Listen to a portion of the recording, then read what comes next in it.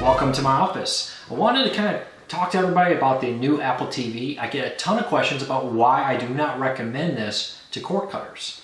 You know, it's an Apple product. It's got that kind of nice Apple touch to it, but there's many big drawbacks to it. Number one being content. Cord cutting is all about content. In the end, a lot of these players can all do the same thing. The question is, what content can they bring to me?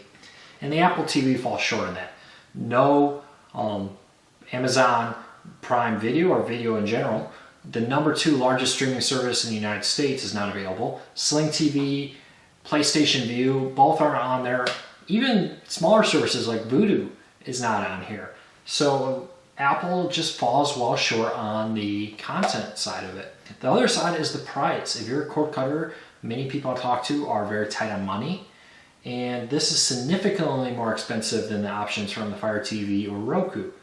And it doesn't do as much. There's no 4K support. The list goes on and on.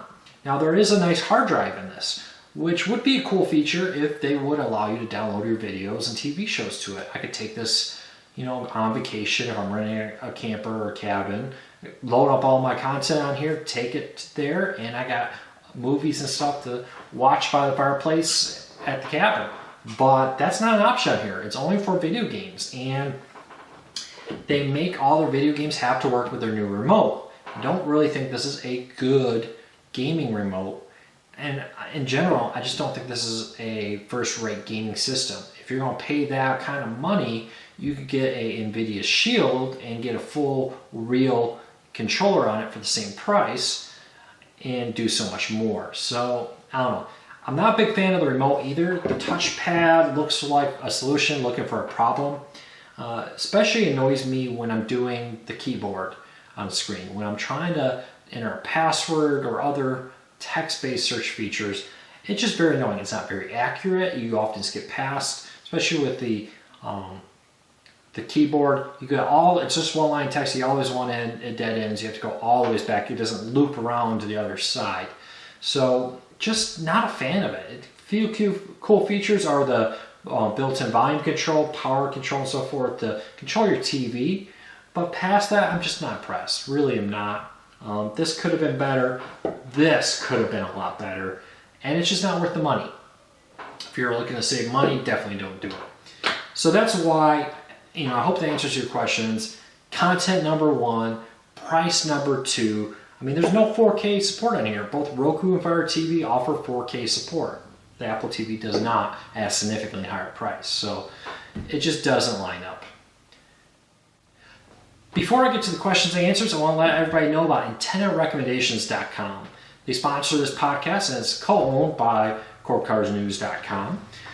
There you can find out what channels you're supposed to receive over the air for where you live. If you're thinking about getting an antenna, indoor or outdoor is a big decision to make. There's a big price point difference there. Antenna Recommendations will clearly lay out, here's what you'll get with an indoor antenna, here's what you'll get with an outdoor antenna, and help you save money from buying the wrong antenna. Well, I want to answer some of your questions. Yesterday on our Facebook group, Cord Cutting Tech Support, which if you haven't joined, check out the YouTube link here. I'll link over to it. It's at the bottom of all of our new posts where you can get help, questions, just tips about cord cutting and help other people. But we asked some questions out there about what would you like us to answer in our very first podcast. We're going to do this every week. If you have a question, leave it on the group over the weekend and I'll try to answer it on Monday. The first question I got was about how much speed do you need? When you're becoming a cord cutter, a lot of times the cable companies and DSL companies will try to sell you the fastest internet speed possible. But do you really need even 50 down, 100 down? Some of these places are selling you a gigabyte down. Is it nice to have? Sure. If you're a gamer, you got a ton of people in the house, speed is great. But do you need it for cord cutting? No. You can actually get away with 10 down internet. I had only 10 down, 1.5 up for many years as a cord cutter when I started. When I started the site, that's all I had. So check that out. 10 down is pretty much your minimum I would recommend. 20 down is really, I find, ideal. Streaming really does not need more than that. Even 4K can be pulled off at 20 down. So keep that in mind. A standard Netflix stream only needs like 3 or 4 down to work. Now, If you do multiple, so you kind of stack that on top of it, you're doing 2, you need 6. If you're doing 3, you need 9. That's kind of where I come down with the 10 down theory. It's unlikely in most people's homes, I believe, that more than 3 down would be needed. 3 simultaneous streams, so that'll work for Netflix. Many streaming services cap you at less than 3 simultaneous streams anyways. So keep that in mind. Streaming, you'd be amazed, doesn't take much bandwidth at all. It does take a lot of data though, so keep that in mind.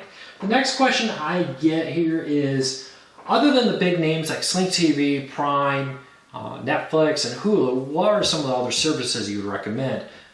That's kind of a tough question because it really comes down to what you like. I like a lot of news, a lot of different things. I'm a big fan of Pluto TV. It is a streaming service that brings you live content of a wide range, from news to weather to lifestyles, geek culture, sports, everything kind of rolled into like a cable menu type system. It's available on pretty much every player, from the Apple TV to the Fire TV, Roku's, and so on. But I love it as background noise. If you're just looking for something to have going in the background, Pluto TV is great. Sci-Fi Station on the Roku is a great option for free sci-fi movies, a lot of B-roll stuff, kind of a fun thing to have. The last one I'm going to kind of throw out there is an under-the-radar option. It would be TWiP TV. I'm a big tech guy, as you see with what I do here. And a lot of personalities from Tech TV kind of came over there and helped get it started. Leo Laporte runs it, if you remember him from Tech TV. But I love their insights into technology, so check that out. Honestly, just kind of go into whatever player store you have, Roku, Fire TV, whatever.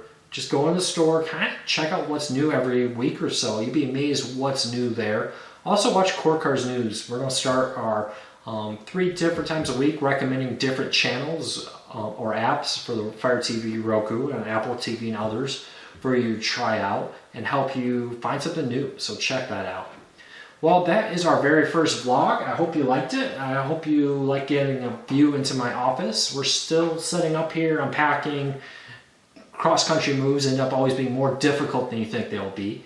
So check back next week. We'll be updating this regularly and maybe even throw some breaking news updates out as they happen.